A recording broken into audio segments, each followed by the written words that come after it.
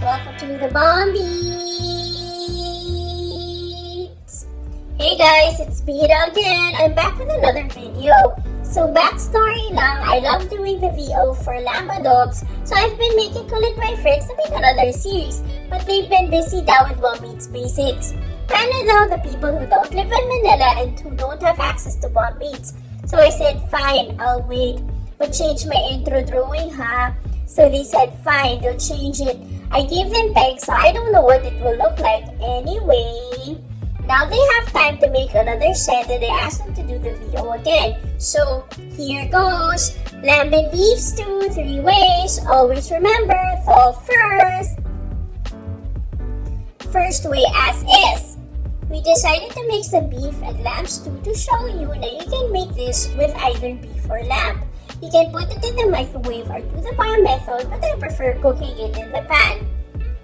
Always start on medium heat, and once the oils and fats have melted, it's ready na. Just plate and serve. Second way, elevated stew. Just like the chick story, you can add more ingredients to the dish. So here we'll add more carrots, potatoes, onions, garlic, and olives. Add herbs and other seasoning if you want, but salt and pepper are okay na. Saute everything until everything looks mixed. Add the potatoes and carrots and tender. From here, I'll give you 3 options on how to cook it. Option 1 as is. So add water lang, then add stew, then stir, simmer, and serve. Option 2, deglaze pan with beer or wine. Then add the stew. Then stir, simmer, and serve. Don't worry, the alcohol will evaporate naman and it will leave a nice tangy taste.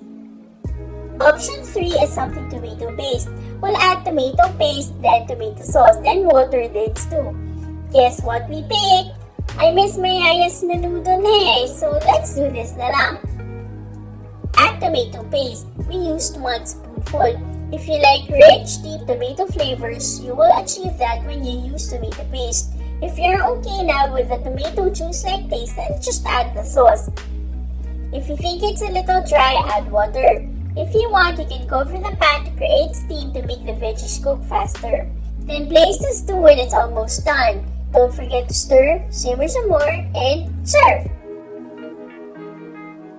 The third way is my favorite, meat pies. This one really hits my craving spot so well. It's easy lang pala to make. Here's what you do. First is make mashed potatoes.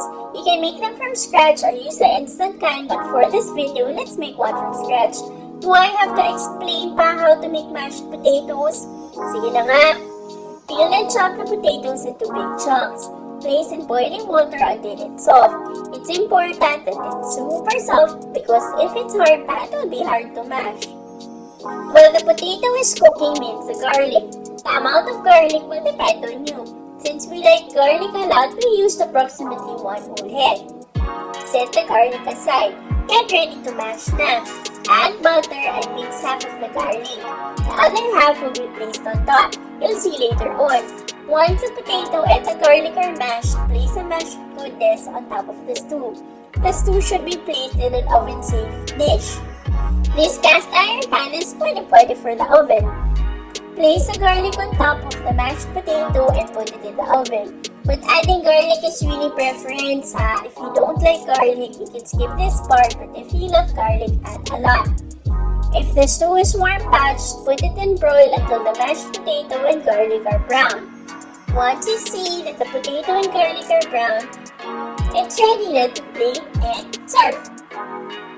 I love their stew so much and I love that you can add stuff to them with little room for error. This stew makes for a great base. You should try it too and let me know ha so I can do video again for the next video. Thanks for watching. Do you want me back? Of course you do. Also let me know what else I should do video on. Everything now, right? While you're here, don't forget to like, subscribe, ring the bell, and follow my friends at The Bomb Eats. Thank you from The Bomb Eats!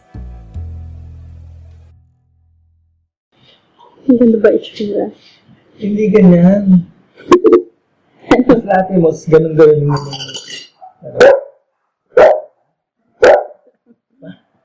Parang inarami.